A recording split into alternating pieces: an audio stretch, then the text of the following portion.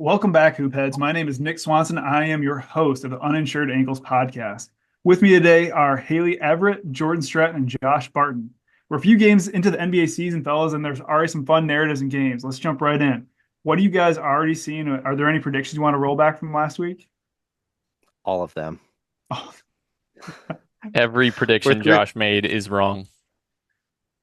I think I might have been looking at the wrong NBA season at this point. I don't know what I was thinking. First of all, the Sixers are already all hurt, and I don't even know what's going on there. I feel terrible about that. Not that that's changed my mind, as we'll talk about later, but that feels great. Not. The Grizzlies have not looked as great as I would have hoped coming out of the gate, although they did beat the Magic by a bunch, so that feels a little bit better. Completely wrong about Clay Thompson, but as a pseudo Dallas fan, I do kind of like that. So I will happily be wrong about that one. But tough out the gate for Josh on the predictions. Yeah, I got to eat my fair share of humble pie on the Clay Thompson as well. I'm right there with you, Josh. What are you say, Jordan?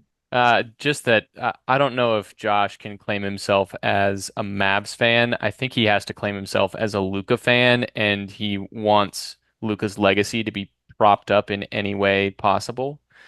So to say that he's a Mavs fan feels a little two-faced, and I'm going to say I need some more, clear allegiances from you, Josh. And we all know that you are clearly a Luca fanboy.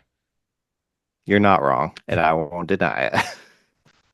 I have to roll back my take on good old Terrence Mann. Now, I haven't seen a whole lot from Bones Highland, so fingers crossed he'll still he'll be my stock up of that duo. For But for for, for those counting, he's getting DNPs.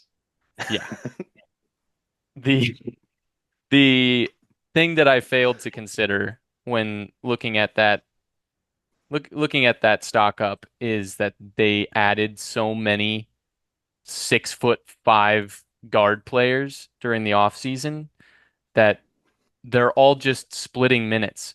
And fortunately and for him, but unfortunately, Terrence Mann is starting, and he's starting with the likes of James Harden, who's going to control the offense and who just wants to throw alley-oops to Zubats, and Norman Powell has a massive usage rate. So when he's out on the court, he's not getting the same volume as like Dunn coming off the bench, who I would argue at this point in their careers is not as good of a player, but is going to get the volume because he's coming off the bench.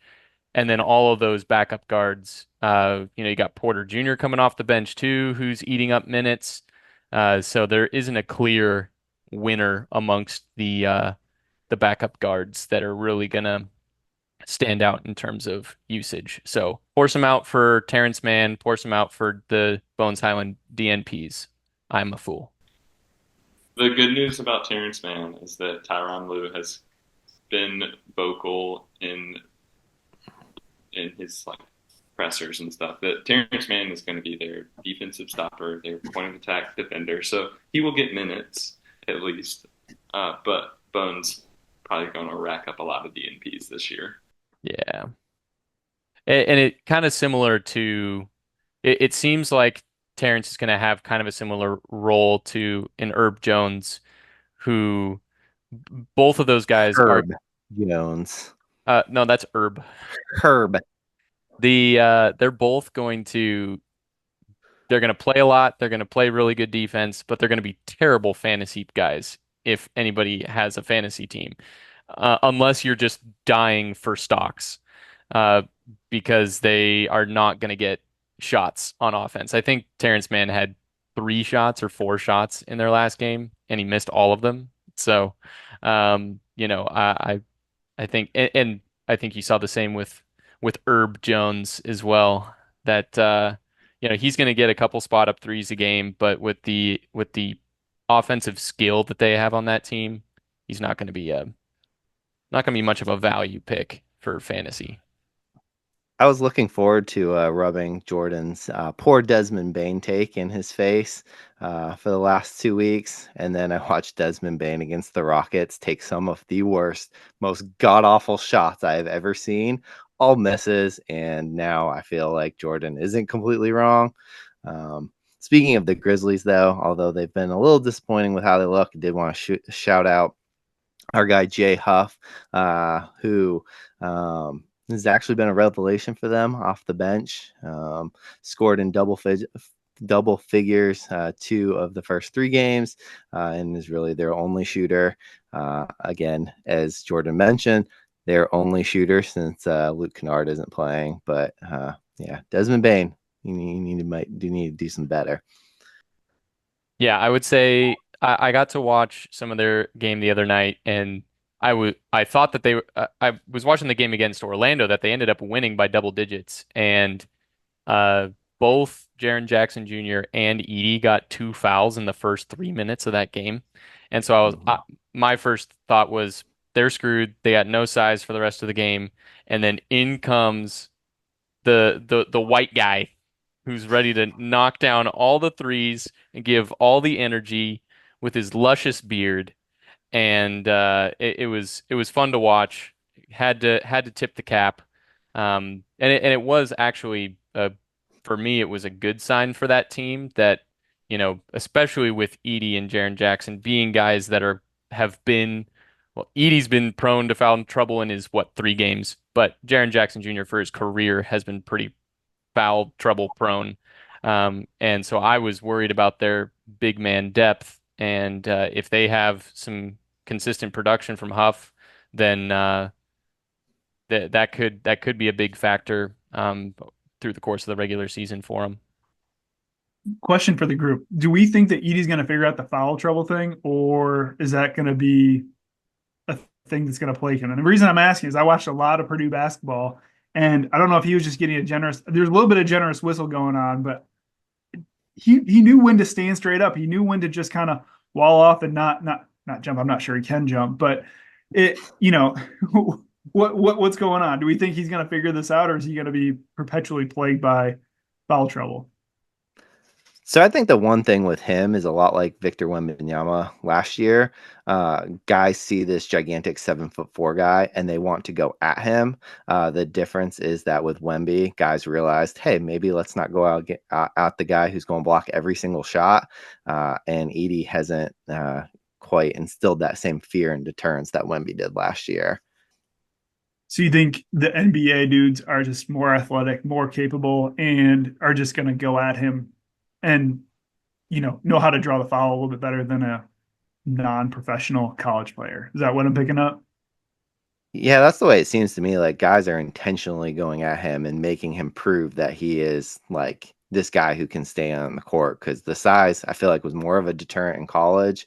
The NBA guys, like John Collins, who, John Collins is a good player and he's had his moments, but he went at him in the opener repeatedly to kind of almost prove a point that, yeah, you're 7'4", but you actually need to do something more than just be gigantic. Yeah, and Yeah. I think it's worth noting that the mentality of just going at him and just to prove a point wasn't as effective with Wemby because he's so mobile and Mhm. Edie does not have that benefit. And so I think we're going to see a lot of times him get out of legal guarding position just because he's a half step slow on a rotation.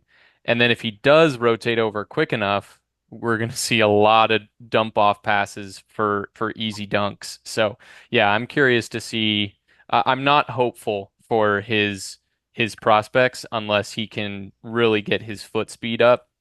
And yeah, because the the players in the league are they're just a notch higher athletically than anything he saw in college.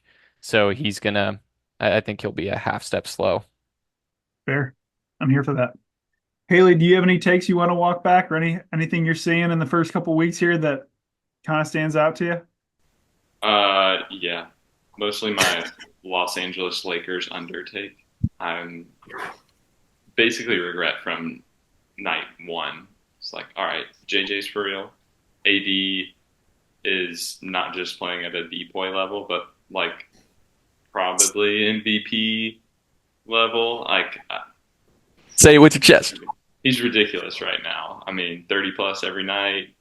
He seems unstoppable, and seems like JJ wants to run the offense through him, which I enjoy. I think that they've got some fun stuff that they're doing, and him as kind of like the linchpin that things are running around is a lot of fun. Obviously, LeBron like went off against the Kings, but it seems like he's happy to defer and not have the load on his shoulders all game. But anyways, I'm walking that back, and their offense seems to be humming. Rui looks really good, and big fan of Rui.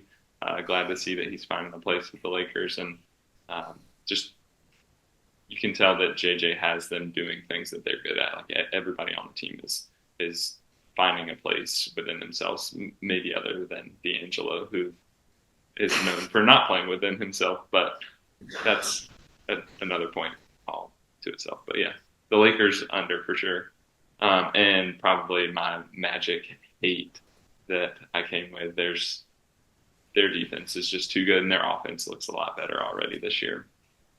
I will Lost say, the Grizzlies aside.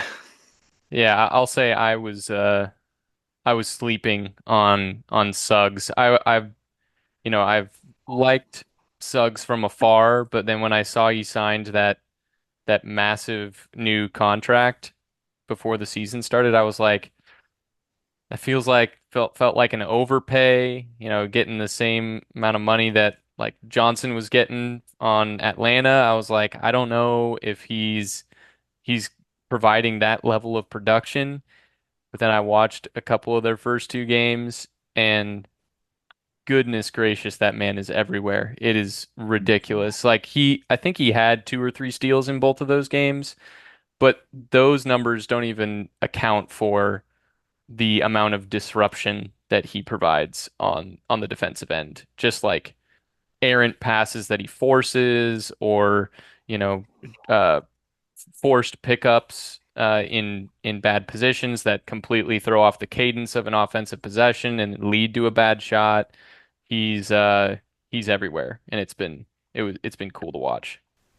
He's obviously got an extra dose of confidence on offense too. Watched him come across the Yeah. court and pull up two deep threes.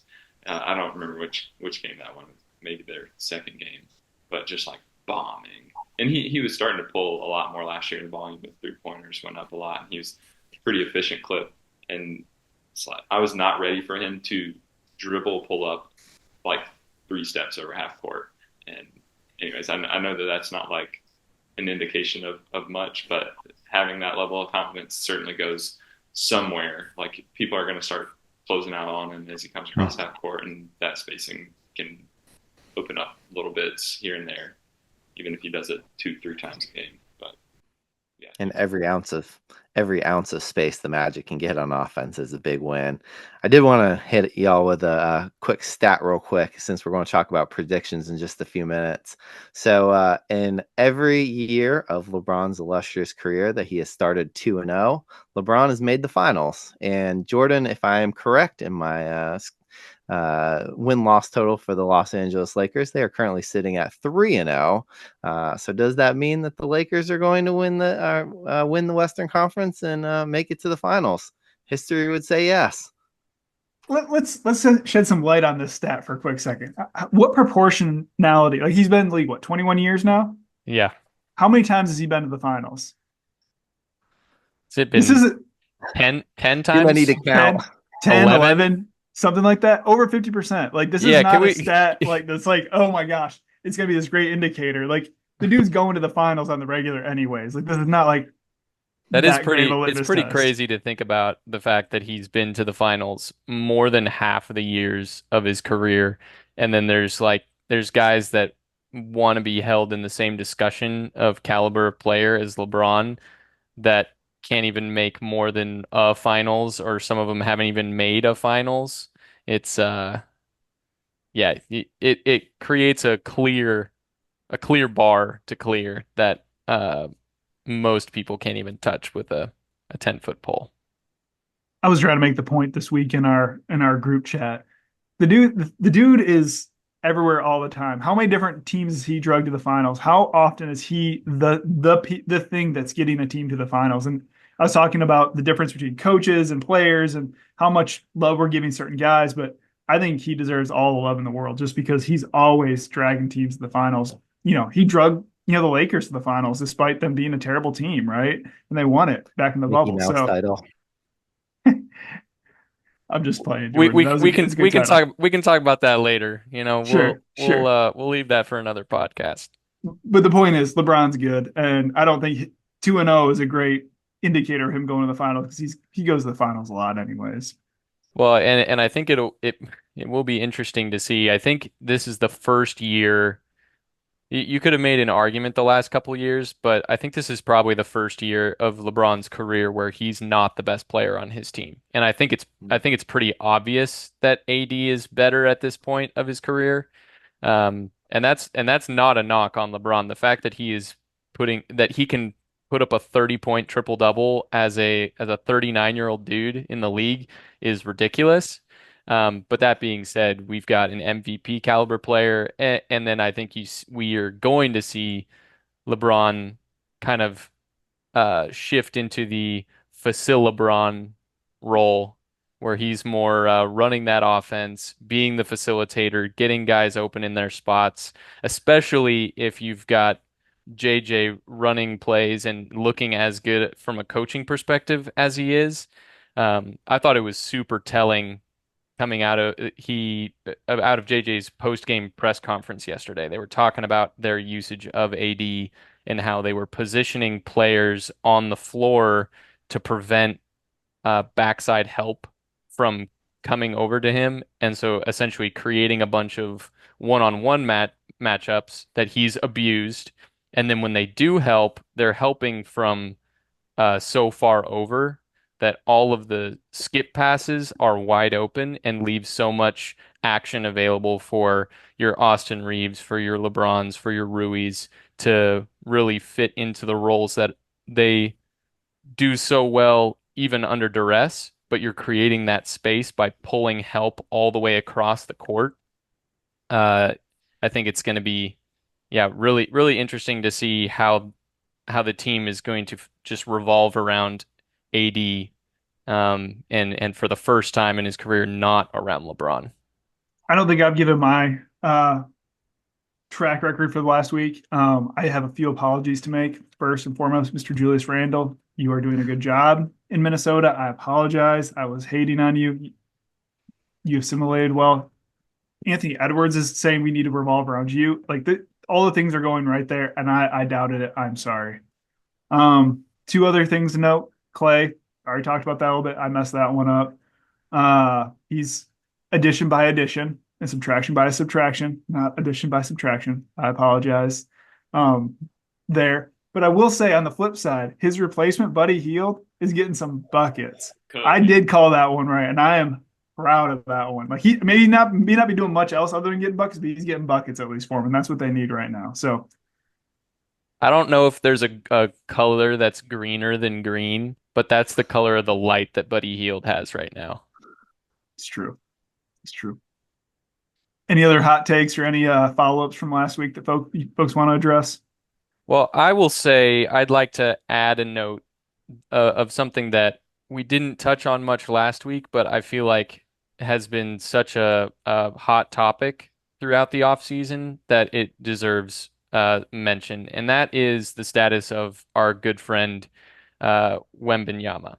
And I think every preseason poll, every, stat prediction, it just had this season Wemby being the best statistical player in the NBA, or at worst a top three statistical player. And uh, you know, while I feel bad that I didn't stake my claim on this before the season started, I feel like I have to say something now, because I think it's reflected in the first few games that he is not going to be. I don't think he's a top 10 player this year. statistically or for his team. And I think it was highlighted, especially last night in their game against Houston. He put up 27 points, but the fourth quarter, the time that you want to be able to go to your star and say, hey, we need you to get a bucket. We need you to get a stop on defense. He looked pretty bad.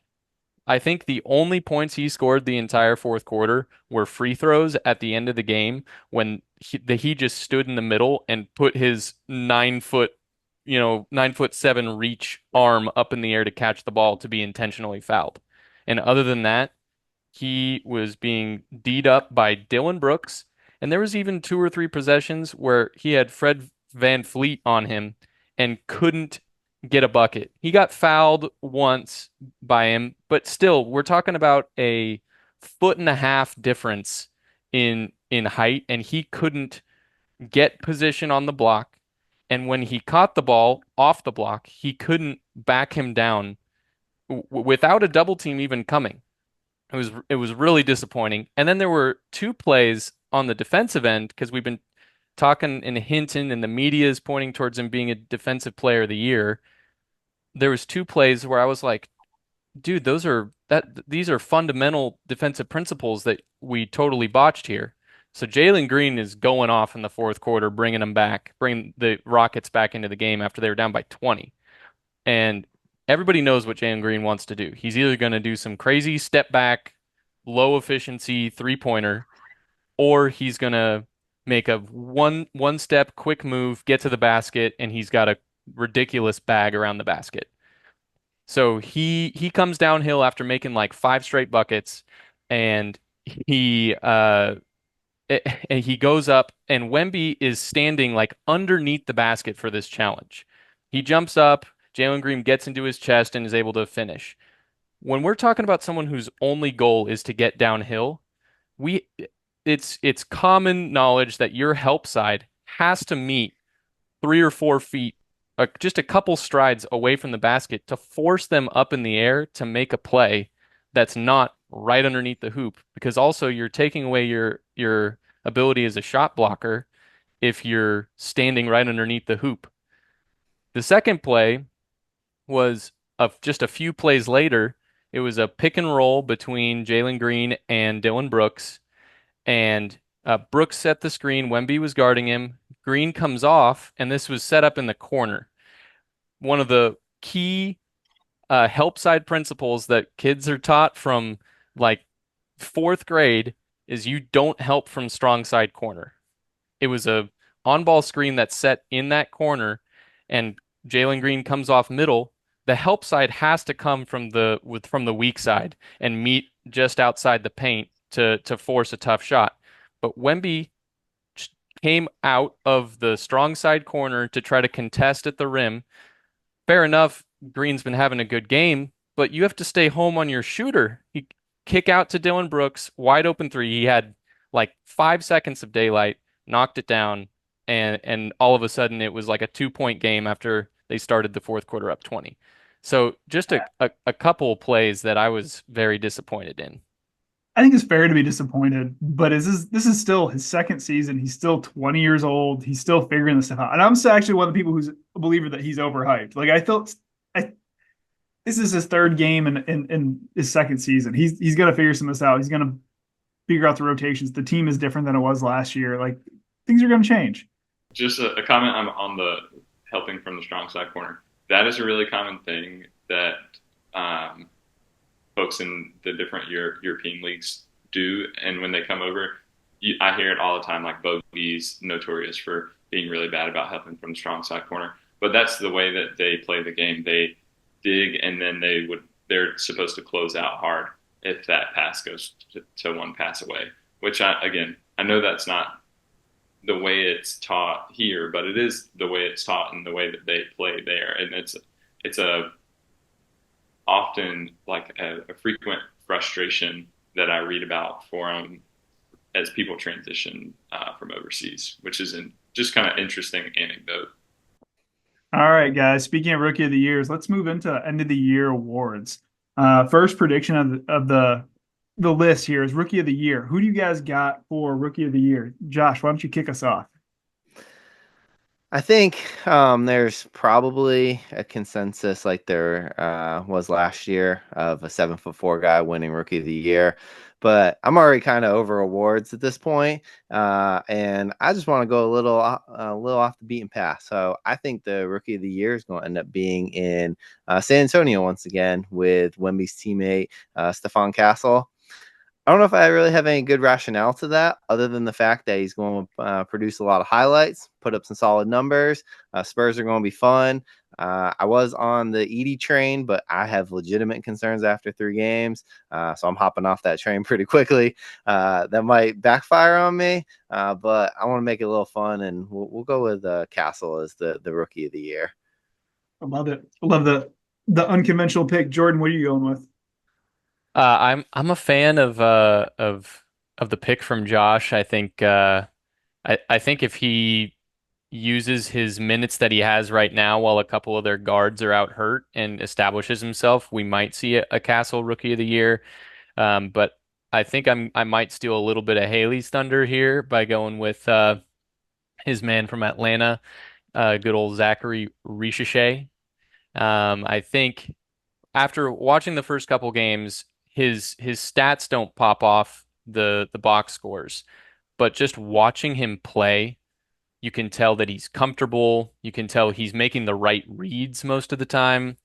And honestly, I think part of it is going to be a product of the draft class where he's going to be a guy that we can all say is probably going to get 25 to 30 minutes a night as long as he continues to progress and get more comfortable. Um, and that naturally is going to see some production happen. And I don't know how many of the other rookies are going to see that much playing time. I think the exception might be Sar from Washington, but he does not looked good. The eye test has not been good. His box scores hasn't been good. And I saw a post that was comparing Nothing's been good. I saw a post that was comparing Ricochet and Sar's production on the box scores and saying, "Oh, this draft class is a bust," and I felt like that was just it was a too quick of a judgment on Ricochet because if you watched both of those two guys play in these first couple games, Ricochet clearly has a handle on the pace of play and he's making good reads, whereas Sar just totally looks out of place, and that might be a product of his team.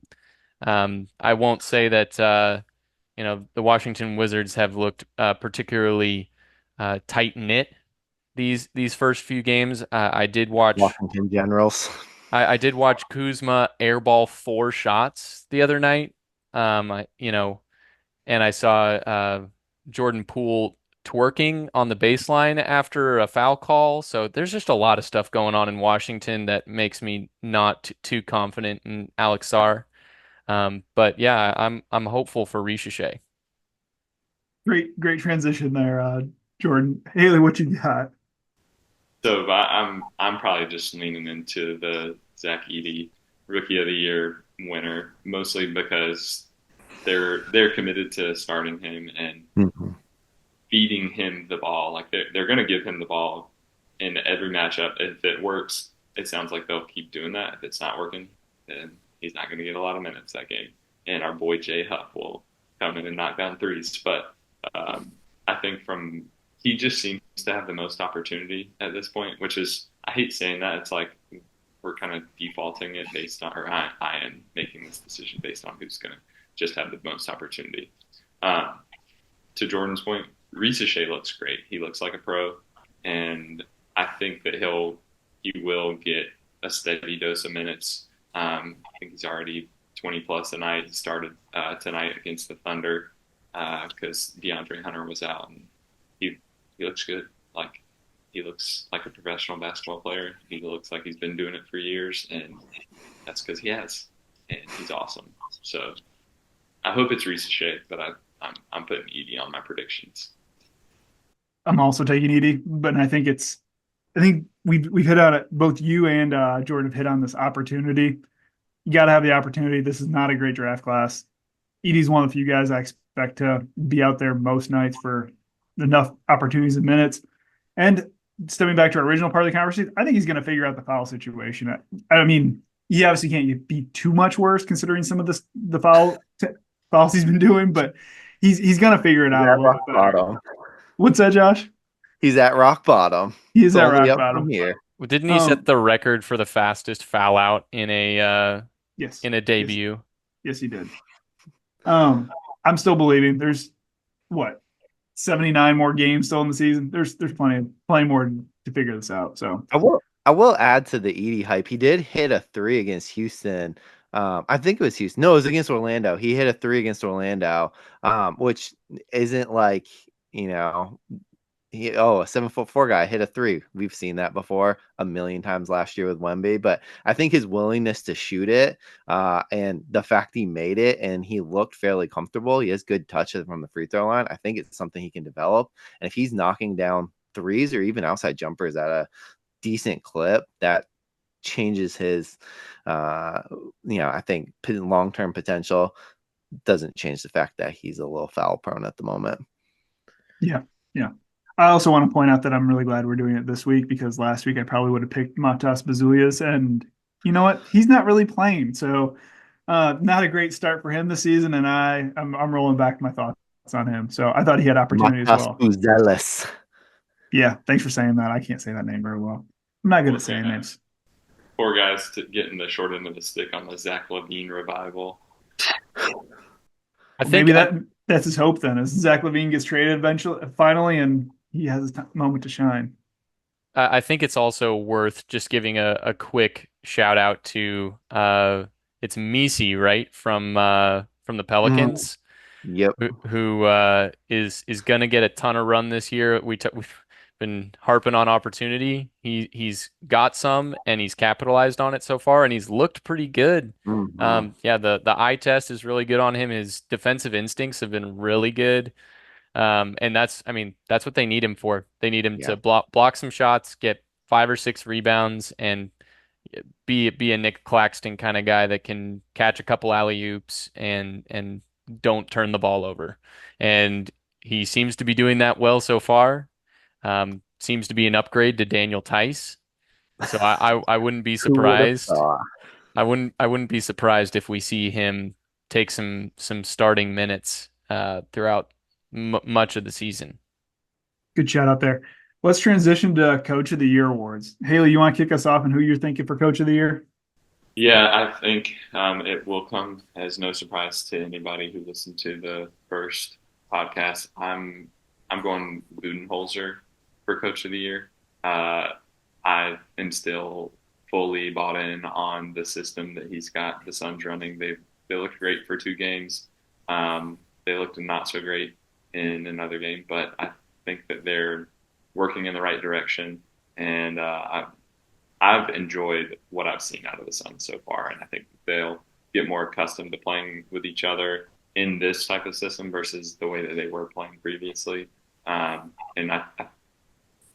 early indications look like they'll figure it out. So I'm putting my prediction on Bud. My dark horse, who's not so dark horse anymore, is JJ.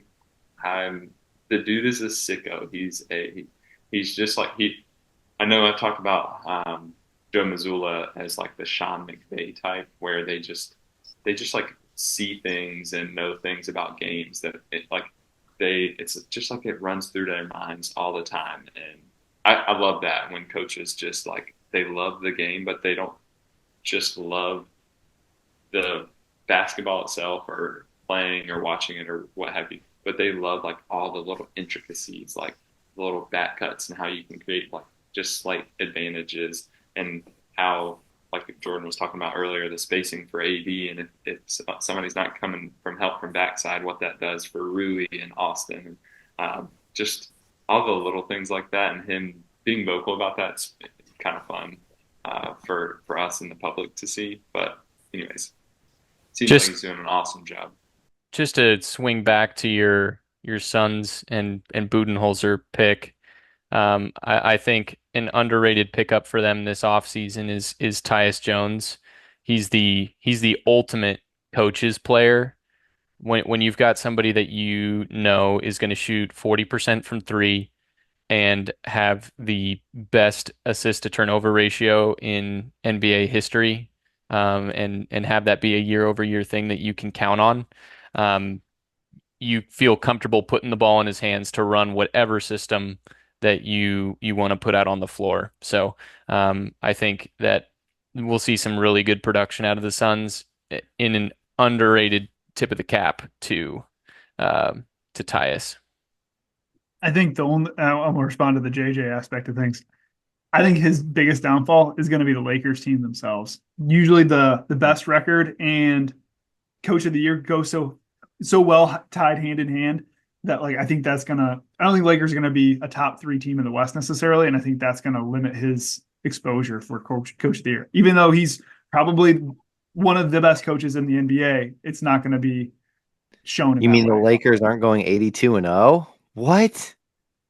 I saw the Lakers handle two teams that we've talked about being top three teams in the West in their first three games. So I'd say let's hold our tongues for a little while longer.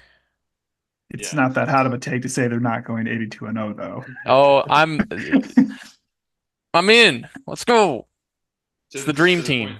To the point you're making about the team, like the thing that I think also makes for Coach of the Year winners is the expectation of the team. So the Lakers already had relatively low expectations, like not relative to the Lakers. Their over under was like 42.5, I think. Yeah. That's literally a game over 500. So if let's say they get to 50, I think that is a kind of a notch on JJ's belt to say this was a part of him having this positive impact. And same thing for Bud. That's part of the reason why I leaned towards Bud is because their over-under was, I think, 43.5, or it was, again, relatively low given the construct of the team. So anyways, to your point, yes, team success is going to have an impact on the Coach of the Year, but I think that beginning of year expectations has a big impact on that final outcome also. Good points. Good points. Josh, who are you taking for Coach of the Year? Well, I'll get to my pick in a second, but I will say historically, a lot of times the winners are, the guys like JJ, like Bud, who the team they're taking over is more or less the same, like Haley was saying, but then they make tweaks. Not that I'm picking JJ, but I will say he's definitely been very impressive in, the first three games, considering how bad Darvin Ham was with some of the things he was doing with the Lakers. And then, JJ coming in and just running offensive sets. I know that's a novelty move in today's NBA, but he's definitely done some impressive stuff. The other typical Coach of the Year winner a lot of times is the guy who has been good year after year and has not won Coach of the Year. I think the most recent example is Monty Williams. The Suns had two really good years, and he won the Coach of the Year a second year, kind of on the strength of the 2 years combined. Well, if we're going 2 years combined, let's go 3 years combined. I think the Coach of the Year is going to come from my Boston Celtics. Joe Mazzulla already got mentioned today. One of the biggest sickos in the NBA. He is a sicko in the best kind of way. Most quotable coach in the league. You never know what's going to come out of that guy's mouth. But he's been really good over the last 2 years. The Celtics are a good team overall. We have a ton of talent. We just won the championship, as we can see. But I think, third year, kind of being in the running, all these awards are narrative based. We do need to acknowledge that. And if, the Celtics go out and have the best record in the NBA, like I expect them to do, I think Joe Mazzulla is going to finally bring home some hardware and get that Coach of the Year nomination. I dig. I buy. I'm good with that. Jordan, what are you thinking for Coach of the Year? Well, I don't think it will come as any surprise if y'all listen to my long take on the Minnesota Timberwolves last week or 2 weeks ago, I guess, that the that I'll have Coach Finch as our coach of the year, and for a lot of the reasons we mentioned about taking a team that a couple of years ago was not a team that we were even thinking about in the championship conversation, and now is in serious conversation for making the finals this year. And I think with the additions that they have, if he does a good job, I think that they'll be better than they were last year.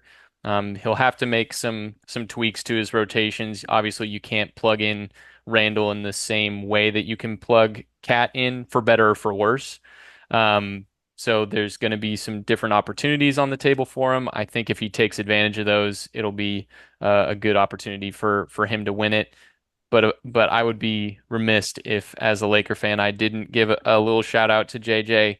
I think Josh's point about not uh not being able to predict what Missoula would say, and being one of the most quotable people, is something that is going to end up hurting him in his quest for a coach of the year, as opposed to JJ, who I think we've kind of said they're kind of in the same category of analytical minds, but because JJ has been a media member for so long, Mhm. he knows what to say and how to say it.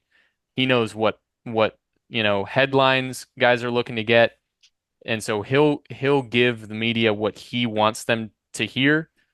Not necessarily because he's not going to say what they want him to say, but he's going to say to them what he wants them to hear because he knows how they're going to spin it.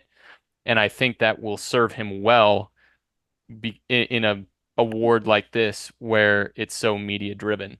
Um, Mhm. so I think that's uh, if the Lakers perform as like a top 2 or 3 seed in the West, which it is a big ask. The West is stacked. I'm not going to say that that's going to just be an easy route, but if he does that, I think he wins it because of his skill and precision when interacting with the media. Well thought out take. I like it. My choice for coach of the year is also going to be Finch. I think Wolves are probably going to be the best record in the West, and talked about the correlation between record and coach of the year, and I think that's what's going to play out there. I think you could pick a handful of names out of the hat of highest achieving teams. You know, Maz being one of them, Missoula out of Boston as well. So I mean, I think it's kind of a crapshoot, but I'm going record based more than narrative based. But I think that plays a larger role than I was giving it credit for when I made this pick. So So you think the Wolves will have a better record than the Thunder?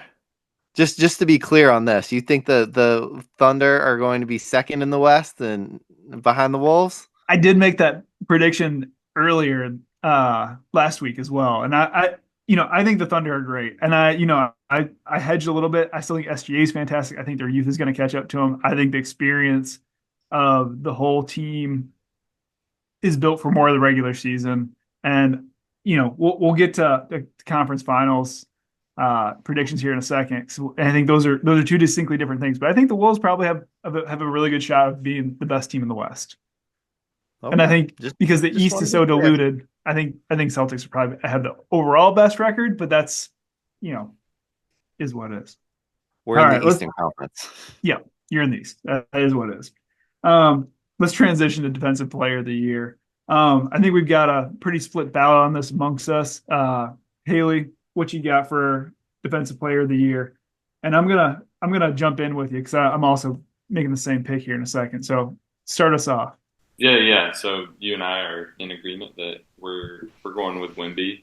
I decided not to take the first 3 games or this first week of AD being freaking all world, possibly the best basketball player on the earth over the last week, and decide that Wimby was going to do what he did last year and just wreck opposing offenses in every form and fashion. And hopefully, this will result in a few more wins so that the media won't feel bad about giving the Defensive Player of the Year award to a team that won under 30 games last year. So I think if he can get over 30 wins, then we will see Wemby with the defensive player of the year. And in my opinion, rightfully so, because he Yeah. does it in every way. And I understand he's got growing pains. He's young. He was taught defense differently than say AD or other 7'4" gargantuans in the United States, but he does a lot of awesome stuff on defense. He just has like all the counting numbers and the narratives and stuff. Like everybody's cheering for Wemby. So I think the narrative is the biggest part of this, right? How many times has Gobert won Defensive Player of the Year based on narrative alone, right? Like, and I think Wemby's got all the narrative on this, right? Everybody wants to see him succeed. Everybody's going to say he's great. And if you say, "Oh, he's only averaging 23 points a game," he can't be an MVP candidate at 23 points a game or whatever. But if he's going to have multiple blocks, multiple steals, guarding the paint, guarding the perimeter, doing all that stuff, people want to see him in that role. They're going to put him in that role, and that's why he's going to be Defensive Player of the Year. That's just, I think that's the biggest reason, not just because he's a great defender, but because people want to see him there, and I think that's why it's going to shake out that way. Josh, Jordan, you guys had a different pick. Where are you guys going? I'll let Jordan bring this home, and it pains me to say this because we've already praised the Lakers more than I've ever cared to in my entire life so far. But I think Anthony Davis is going to win Defensive Player of the Year. I am taking some of the first 3 games into consideration. I think narrative wise, we just talked about JJ and his controlling of the narrative for the Lakers. The narrative started for AD over the summer of him never winning Defensive Player of the Year. He said that in his post-game news conference after they beat the Wolves. He said, that's Defensive Player of the Year type stuff. And I think the Los Angeles market comes into play with that. AD is amazing. He hasn't won it. I think the other thing, aside from narrative from a statistical perspective, is the Spurs are not going to be a good defense, at least not a top 10 defense. And historically, the Defensive Player of the Year comes from a top 10 defense. It'll be interested to see how Zach Lowe's absence from the national consciousness will have an impact on that, because a lot of times when it comes to awards is basically whatever Zach Lowe said, the rest of the media kind of got behind. And he's posting a few things on Twitter here and there, which is awesome. Please, someone bring back Zach Lowe. We need him. But the Spurs defensively, for all of Wemby's counting stats, are just not going to be that good of a team. And I think the Lakers are going to be a really good defensive team, and AD is going to be a monster. Jordan, take us home. That looked like it hurt a lot to say. I think I'm bleeding internally. I might need a doctor. I have very few notes. The only things that I will add to my pick for AD is I think, like Haley mentioned, I think he is swimming upstream a bit. The narrative for the last 6 to 8 months has been Wemby's the best defensive player on the planet. And so I think everyone came in with the assumption that Wemby was going to win Defensive Player of the Year. And I don't think the first few games have pointed that way. And like we've said, it's all about narrative. And when AD came out and essentially said, "I want it," he did not mince words. He's coming for Defensive Player of the Year, and those kind of statements are usually rewarded by the media.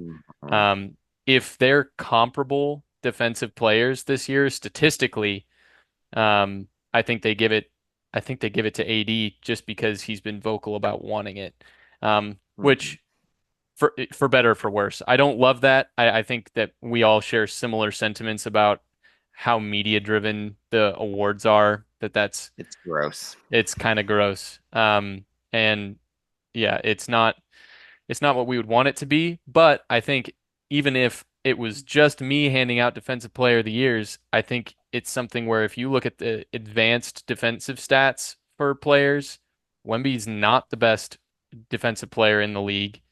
More often than not, it's been Anthony Davis or Brook Lopez, if we want to really dig into the numbers, surprisingly enough. But then you also give it the eye test of AD is someone that you can literally throw on every single play on the floor, and I wouldn't feel bad about the matchup. You can kind of put Wemby in that category too, but I have some concerns when he's playing against quicker guards and getting pulled into pick and rolls. I don't have those same concerns about Anthony Davis, and I think if he keeps driving the media narrative, he should bring it home.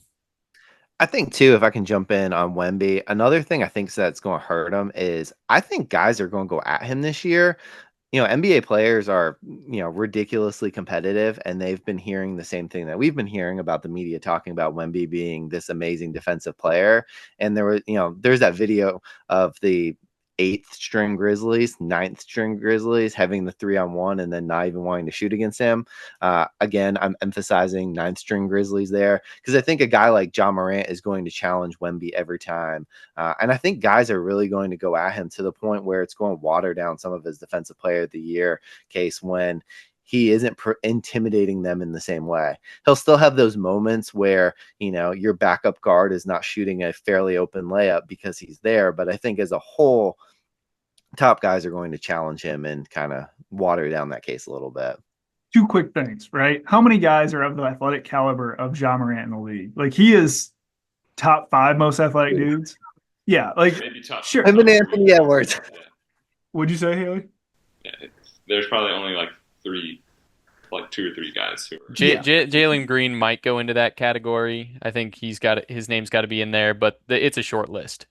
Those 3 guys that we just mentioned, Ant, Green, and Ja, want to go Wemby, fine, whatever. Like that. That's not that, on there too. Sure. This list is getting a lot longer than I anticipated. It about 10 seconds. And Giannis. I don't know. I think Ja's probably still number 1. So yes, yeah. I think the point here is we're talking about elite of the elite athleticism. If you're gonna if you're gonna call somebody to dunk over somebody, it's gonna be Ja or one of those 4 or 5 guys we just mentioned.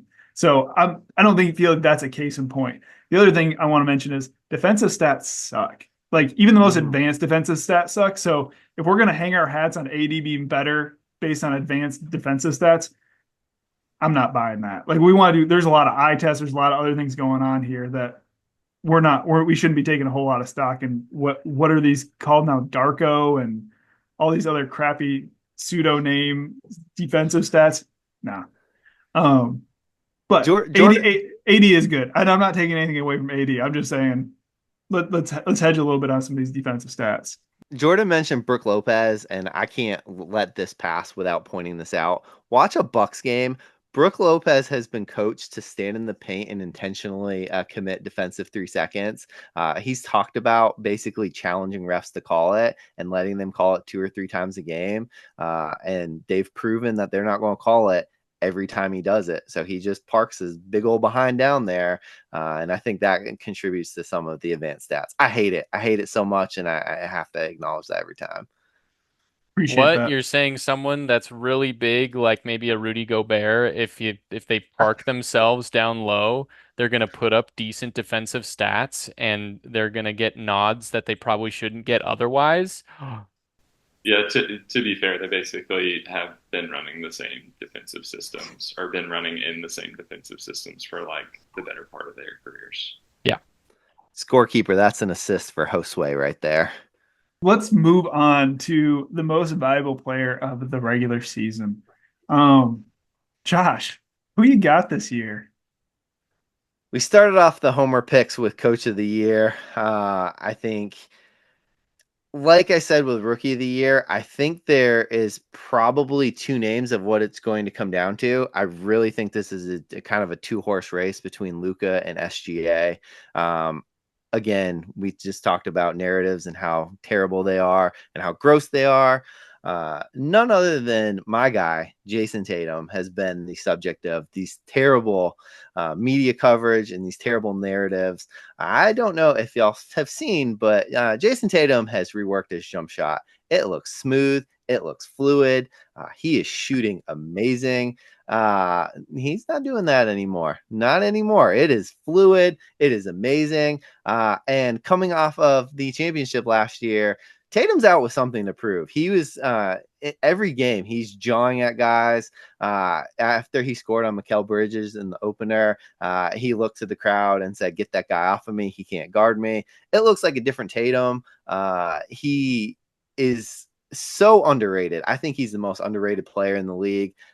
I'm a homer, but I think even if you looked at it from an objective perspective, Tatum is extremely underrated for everything he's accomplished, everything he's done, everything he can do on the court.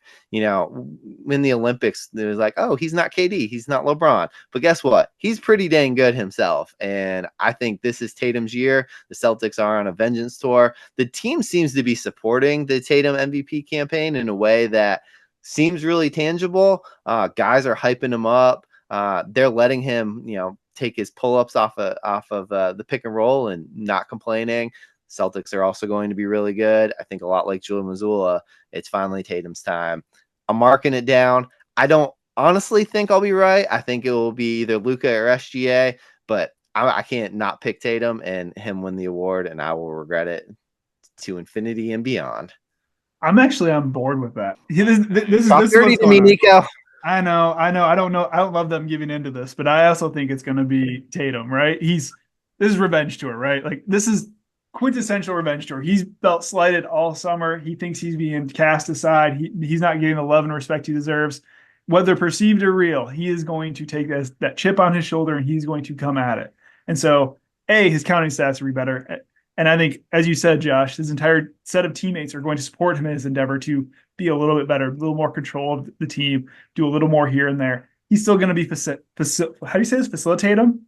Facilitate him. We'll see more of that this year. So I think his assists go up. I think his points inch up a little bit. And I think they have the best record in the NBA. And I think he battles those narratives to really cement himself in that position. Haley, bring us back down to earth. Back down to earth. What do you got? We're not going back to earth. Yeah, I wasn't even necessarily going to try to bring you back to earth. But I was going to say, I love facilitate him. I think that facilitate him is the best version of Jason Tatum. Mm-hmm. And I think that it's the most difficult to stop version of Jason Tatum. And I think it makes him a more valuable piece on that team. I also think that he's going to be, like we talked about some this week in our group chat, he's a part of a ridiculously good team, historically good team, and that's going to hurt him, as it did last year, and as it will for SGA also, where it just makes it difficult to give somebody an MVP award when their surrounding pieces are so great. Not that it hasn't happened, but to the facilitate him piece, I think that if he can average something like 7 assists or so, I think that that's kind of a pretty nice number for a small forward to be averaging, and that would push him into some historical, like, statistical years among his peers, and think that could give him the nod. But I don't think he's going to get there. And who you got? So I changed my pick last week. I'm not going to lie. I did take those first 3 games that the Lakers played and all the stuff that AD did, and I'm like, I'm giving it to AD. I don't care. I'm saying it with my chest. AD's going to get the MVP this year. They're going to keep doing what they're doing. They're going to win all 82 games. Count me as a Lakers fan from now until AD gets hurt. So No, where's the wood? I need to knock on it. So just to make sure I'm keeping track here, Haley. He's not getting Defensive Player of the Year, but he's getting MVP instead. So I just looked it up. So there is a chance that he could get DPOY and MVP. It's only happened 3 times. It was 88 with Michael Jordan, and then Hakeem Olajuwon in 94. Yeah, sounds 94, right. 95. And then Giannis in 2020. And I mean, I don't think he'll actually do that, but I mean, goodness gracious. It would be pretty cool. It would be so cool. And he's been unstoppable. Like, he's been ridiculous to start the year. Anyways, I'm planting my flag on AD. And again, I hope he stays healthy. Like, I'm afraid that all this positive talk is going to, like, we're like putting the positive energy into the universe about Anthony Davis, and then, like, something's going to happen to his ankles or his back or his knees. So. Jordan, who you got? I I'm gonna go off of something that you guys mentioned about SGA and Tatum both having these other worldly teams. I think there's a pretty clear distinction between the Boston Celtics and the Oklahoma City Thunder. The Celtics have Great arguably one. they have arguably another top 10 player in the league on their team, and that's something that you don't have on OKC. I don't even know if I would say there's another top 20 player in the league on their team. But that being said, all of their pieces fit together so well around SGA, and SGA makes that team work. And that was my comment last week about whether or not they were going to hit the overs of on their win total of the season. Is it's really going to come down to whether or not a clear number two emerges for them, because everything revolves around SGA right now. If they put up a similar win total to what they did last year, and he has another year of scoring 30 with 7 and 7, I don't think they'll be able to avoid giving him the MVP, because I think he puts up a similar line to Tatum. And then when you look at their two rosters and probably similar win outputs, people are going to have a hard time saying he isn't more valuable because he doesn't have the same supporting cast around him. I will be the first to say that after watching that first Boston Celtics game, I was like, ooh, uh, Jason Tatum is good at the game of basketball. That is the only time I will say this on this podcast. He will Marking it receive down. he will receive slander from every bit of my soul the rest of the time, almost exclusively because he's on the Boston Celtics. But yeah, mark it down. He is good at basketball. But that being said, I think Haley's comments ring true that his team's success and overall depth is going to hurt him, and we don't see the same star power on OKC, but we're expecting similar win totals. So I think SGA is going to get the nod there. And I think too, we talked about narratives. I think narrative is going to be the biggest factor in the MVP. I don't think there's any chance Jokic wins another MVP. He'd be the second guy in NBA history to win 4 in 5 years. He'd have to average 50, 20, and 20, and the Nuggets would have to go 79 and 2. I just don't see it. I think we can lock it in if we're placing a degenerate bet. I think Jokic is going to be third on the ballot. You can mark that down. He will be third on the ballot, but I don't think there's any chance he's winning. Embiid's already come out and say he's not playing back to back, so he's not even going to hit the games played criteria. So that opens up the floor for a lot of guys. I think Giannis is the other guy, kind of that trio of past winners, dominant, insane stat guys who will be in the running, but I have really big concerns about the Bucks. I think they're going to underachieve as a team.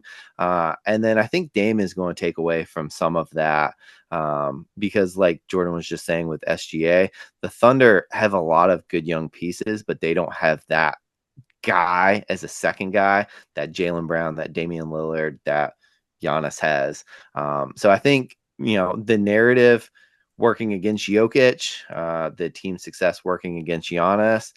I think the media just being ready for another guy is opening it for SGA, Luka, AD. Again, I'm going to say nice things about the Lakers because I'm an objective basketball observer. But I will say the media love for the Los Angeles Lakers is unrivaled in any other part of the league. One final note in SGA's favor is, and this is purely just personal preference, is I really appreciate the fact that he is the chillest of the NBA stars in the league right now. He just looks like he's having a good time and is just cruising through the game and is gonna get his.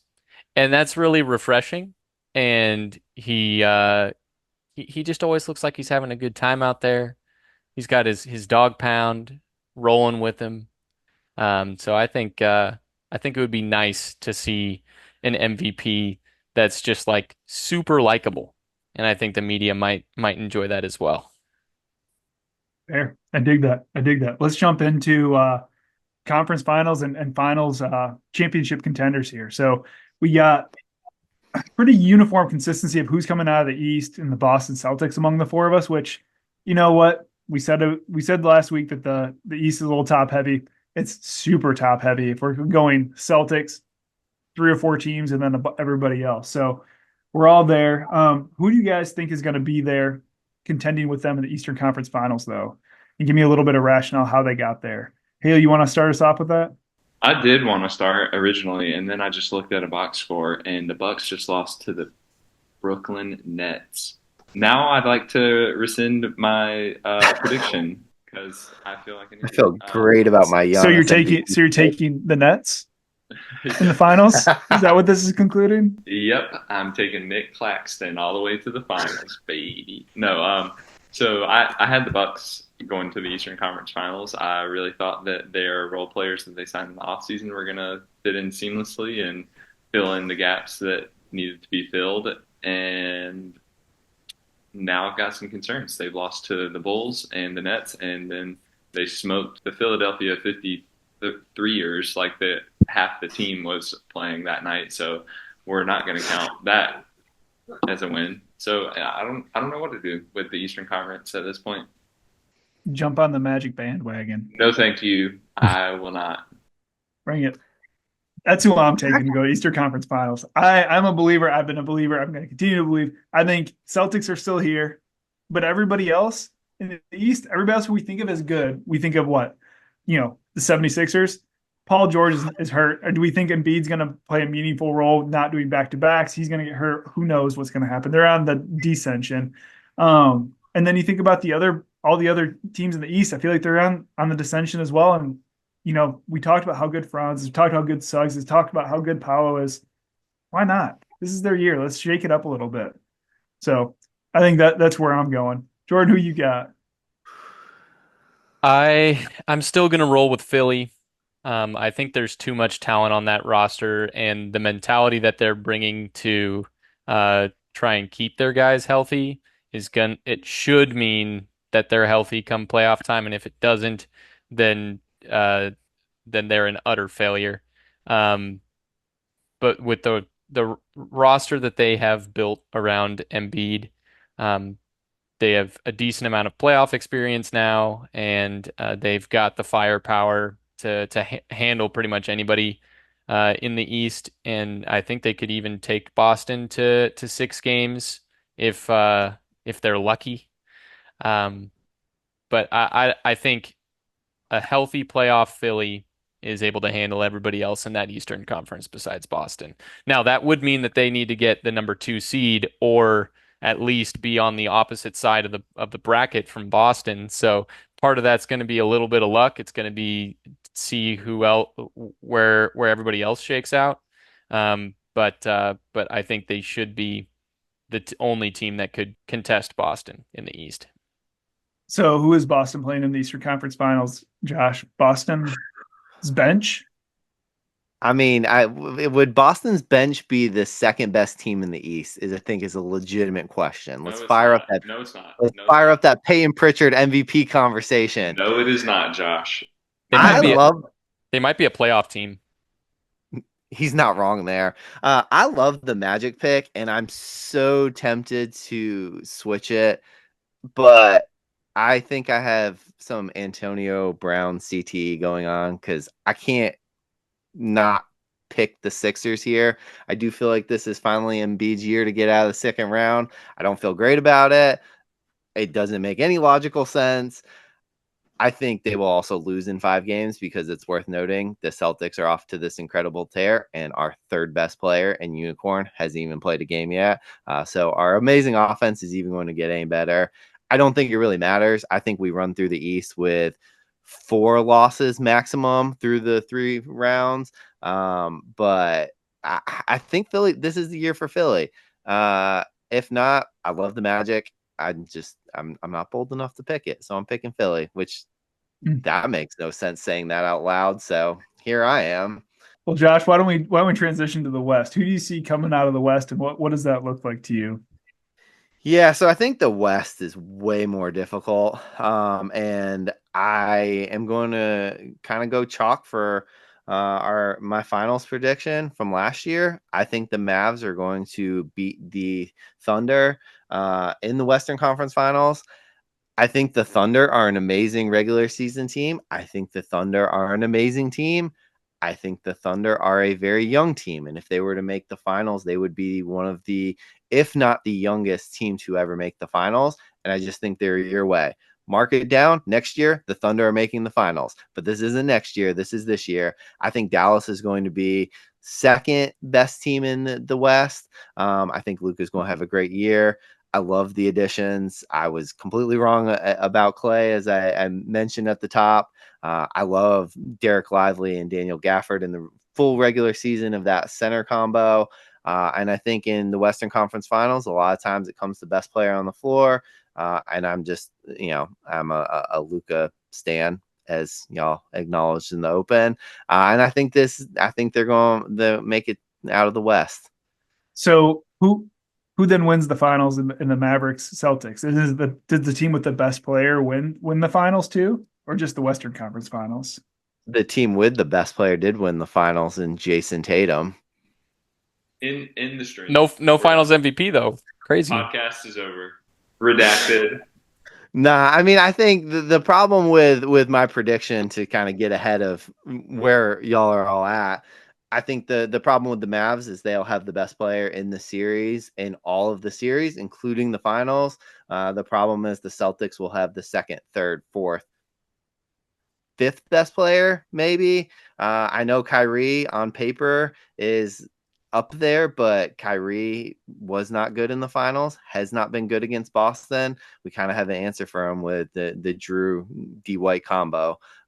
So even though Luka is going to have an amazing finals, in my opinion, when the time comes, I think might make a run for a little Jerry West finals MVP. I also think Dallas will stretch it out to 6-7 games. I still think the Celtics are going to repeat. Love it. Running it back. Jordan, who you see coming out of the West? How does that look? I'm gonna keep it short and sweet. I'm an OKC truther. I think they've looked really good to start the season, and they haven't even had Hartenstein, who's one of the best rebounders in the NBA. I think that they're going to be able to build on what they did last year. They're going to they got a lot of playoff experience last year for their young guys, and they're going to take another stride.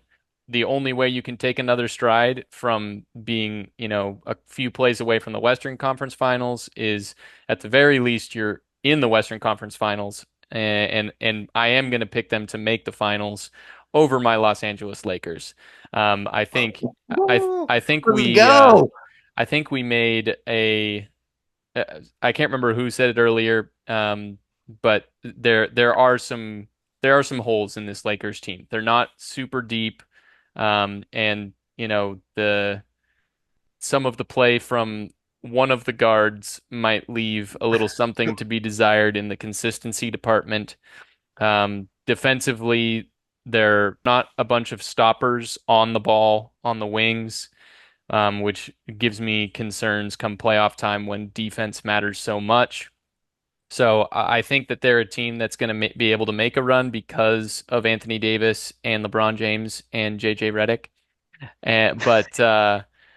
But OKC has the depth and the energy and the next step forward from last year to make the finals. If Boston loses the finals this year, it will be an utter failure. Agreed. If they lose, I would put it on the same par as the Heat losing to the Dallas Mavericks in 2011. There is 73-9 Warriors. Yeah, that's what I was going to say. There is no world where there is a team that competes with Boston this year.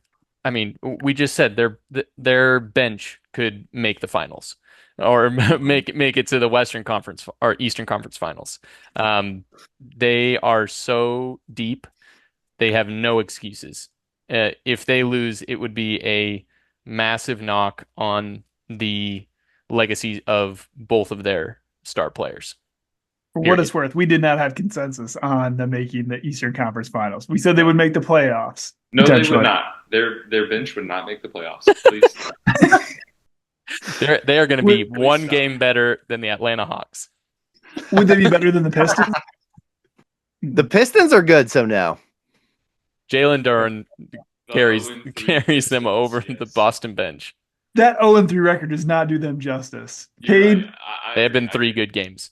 They have been 3 very good games, and against good teams too. So. Yep. Yeah. They almost beat us last night. all right, we should stop talking about the Pistons because they do not belong in these discussions. Let's keep going. Haley, who you have coming out of the West, and then how does that look in the finals? Yeah, I've got the Thunder and the Mavs in the Western Conference Finals. I mean, I think we'd be remiss not to mention that the T-Wolves obviously are contenders in the Western Conference. The Lakers obviously, I think at this point are contenders if they stay healthy, based on what we've seen in the first week. The Western Conference is going to be really interesting as always. So I'm not like, I just threw them on paper because I was like, this is the only thing I can make sense of. The makeup of the Thunder team is, I think now, I was just watching them play the Hawks, and I was like, man, they could really use another big guy. And I'm like, oh, duh, they have another big guy. He's just sitting on the bench in street clothes right now. So the pickup of Isaiah Hartenstein and Caruso is just like, that is exactly what they needed. And they got it. And Jalen Williams and SGA and Chet, like the three of that is a 3-headed monster. And they're surrounded by specialists of every kind. It's not just one. They don't just have 3-and-D guys. They've got 3-and-D guys. They've got like the Carusos and the Hartensteins who can do, like, they can fill in everything. They got crazy athletes too. Isaiah Joe just tried to dunk on Jalen Johnson, which I was like, that's a bad idea. But he almost did it, and I was like, okay, point proven. You almost dunked on Jalen Johnson, who's like top 10 athlete in the league, and I wasn't ready for Isaiah Joe's head to be above the rim. So anyways, all that to say, I think they just have too much depth to go out, and they have all the pieces that they need, I think, to really fill in the gaps that they didn't have last year. So I think that gets them past the Mavs this year, and then I think they get smoked in the finals. OKC's super deep. They're the best. Boston in 5. Boston in 5. Yep. Gentlemen sweep. To the point that somebody made earlier, they are young, and they haven't, like, I don't think we've seen, at least not in like this era, a team make it to the finals and win the finals the first year that iteration of the team makes it. And like, none of these dudes have quote unquote earned their stripes. Like, they haven't been there yet. And I mean, I don't know. I think it'd be more competitive to see the Mavs make it because they were there last year. They got drug and like just know going through that extra series and the pain. And anyways, I think the C's win the championship again. And I agree with Jordan in a way. I think it would be like a pretty dark blemish on all these guys' resumes if they don't win it this year, because of how much they're favored and how much better they look than everybody. So I think it's a good transition to my spot, which, I'm a walking contradiction in this pick, but I actually think OKC is going to win the finals this year. So hear me out on this. And Josh, I'm sorry. I'm just mad at the contradiction. Come June, I'm reminding you of this. That's fine. It is so hard to repeat. There's so much talent across the NBA, right? Like, it's just going to be so hard for anybody to ever repeat anymore unless you're just stupid stacked. And yes, Celtics are pretty stupid stacked. So you could say, Nick, that's why we're choosing them to repeat. And I'm like, okay, yeah, you're right. But I think OKC is going to be young, but SGA is the dude. SGA does have enough qualifications under his belt that he can lead that team. He can show them what's going on. Now I'm seeing some cringes from Haley, and I'm okay with that. I'm going to keep saying it. OKC is going to walk through the playoffs. They're going to make it to the finals, and they're going to upset the Celtics, right? This is going to be in line with the Pistons in 2004 beating the Lakers, right? Lakers are heavily favored. They were the super team. That's what's going to happen here as well. So I know. I've been Look, saying that I was OKC is with too, you. too young. I was I with was you OKC. until you brought up the '04 Lakers. Now I have to hate your pick, even though I agree with it. I Fair, think fair. I think I want, since we're talking about ridiculous things that will never happen, I think the Phoenix Suns are a dark horse candidate to make the finals. Um, But should they a be even a lot dark horse hinges. candidate? I mean, they've got Yes. so many good guys on their team. They shouldn't even be a dark horse. They should be a legit candidate. Why is the Let West so deep? Yes. I mean, Golly. I think the depth of the West goes to, again, to the reason why the Celtics are going to repeat. The Western Conference playoffs are He's going so to be beat up. amazing. It's going to be must-watch TV from the playing game all the way through the Western Conference Finals. The Eastern Conference playoffs are going to be trash. But I think the Suns could make the finals. I also think the Suns could get swept in the first round again. I also could see the Suns being in the playing game because I don't trust any of their guys to stay healthy. But it's on paper, it's possible. Especially with their new coach.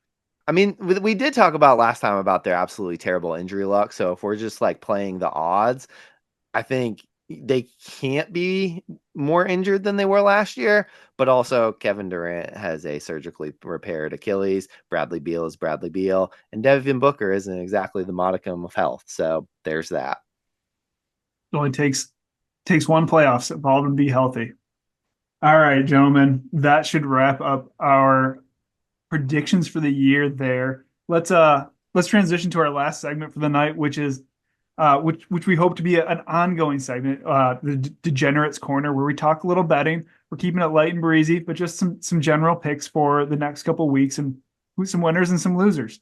Let's start on Tuesday of this coming week. I think I'm on point for this one. So Tuesday, I'm taking the Warriors for the Pelicans. It just seems easy. We talked last week, couple weeks ago, about how disjointed the Pelicans are. They lost DeJounte Murray since then as well.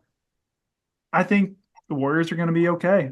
Buddy Hield's been lighting it up. Steph's doing Steph things. They're a good team. Let's take the Warriors over the Pelicans. Wednesday, we got Haley lined up to make a pick. Who you got for Wednesday this week? That is the night that the Warriors are playing the Pelicans again, and I thought, man, I really want to take the Warriors over the Pelicans, but I decided to go a different direction. I'm going to go with the Grizzlies over the Nets.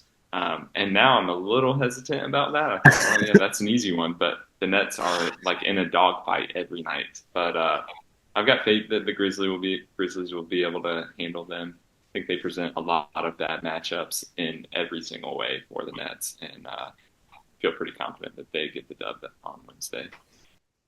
Josh, Thursday is Halloween. Who do you got winning in a game on Thursday? I think on Halloween, Luka Doncic is going to bring the fear to the Houston Rockets. I think they're going to try to trap him and force the ball of his hands the same way that they did with Ja Morant and the Grizzlies. The difference is, instead of Ja Morant passing to one of the absolute terrible shooters on the Grizzlies, Luke is going to be passing it to Klay Thompson, and my Klay Thompson take is going to continue to age like milk left out in the Texas heat. I think the Mavs win that one. Solid. Love it. Love it. And then Friday, Jordan, who you got winning on Friday? Got to take my hometown Lakers over the Raptors. I see very few reasons why I will pick the Raptors in any matchup this season. And given the hot streak that my Lakers are on, I'm feeling fairly confident about that pick. Love it. Love it. And then let's fast forward to the next week, coming right off of some daylight savings time and right before the election. Haley, who you got on Monday for the following week? So I couldn't get the Warriors in their back-to-back with the Pelicans. I decided to take them over the Wizards on Monday. The lowly Wizards give me absolutely no fear or worry to beat anybody, really. And I watch this. They'll beat the Hawks the next time they play them. But nonetheless, I feel pretty good about the way the Warriors have been playing to cause the Wizards a lot of issues and just, kind of give Jordan Poole another heck you and get a nice W. Another uppercut to Jordan Poole. Is that what you said? Yes. We may have to start making some rules in these segments so we can't pick teams against the Nets, the Wizards, and maybe the Raptors. Or the Raptors. The Raptors are so bad. Oh, it's rough. Low-hanging fruit. Low-hanging fruit. We can't take all the low-hanging fruit. We gotta leave some. These some parlays else. got to hit. Come on. Okay. Fair. That's where I come in. So after Election Day, we have a great slate of games, and I think the Lakers are going to be riding a hot streak, and I think the Memphis Grizzlies are going to come in and douse the flames of the Lakers hot streak with some good old Memphis Kool-Aid.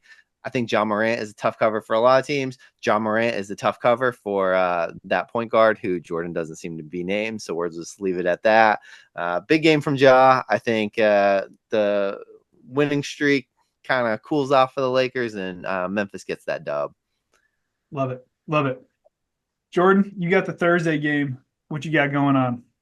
I'm taking the Bucks over the Jazz. You know, Ooh. the Bucks had quite the lack of showing this evening. I don't think that's a trend that continues. I have faith in Dame time. I got faith in Giannis. They're gonna pull one out for us.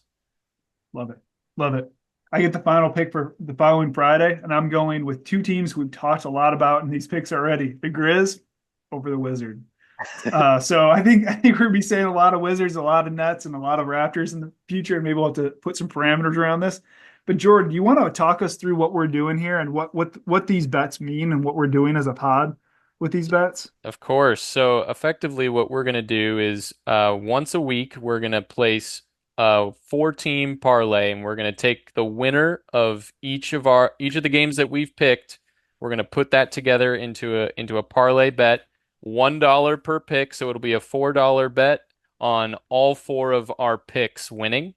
And we're going to do one of those a week. And if you keep up with us on social media, we'll be following those picks, and we'll keep track of how we're doing. We'll keep track of individual picks, which one of us is making the right calls, and also we'll keep a running tally of our winnings for the season. So stay tuned for that. So Josh, when you're costing me money by your outlandish picks, I'm just gonna. We're going to have some words here in the future, just letting you know. I'm ready. I want all the smoke. All right. Gentlemen, I think this is it. This is the conclusion of our second episode. Want to thank everyone who made it to the end here and listened to the pod today. Keep your friends tight and your ankle braces tighter. Have a good day and a good week, guys.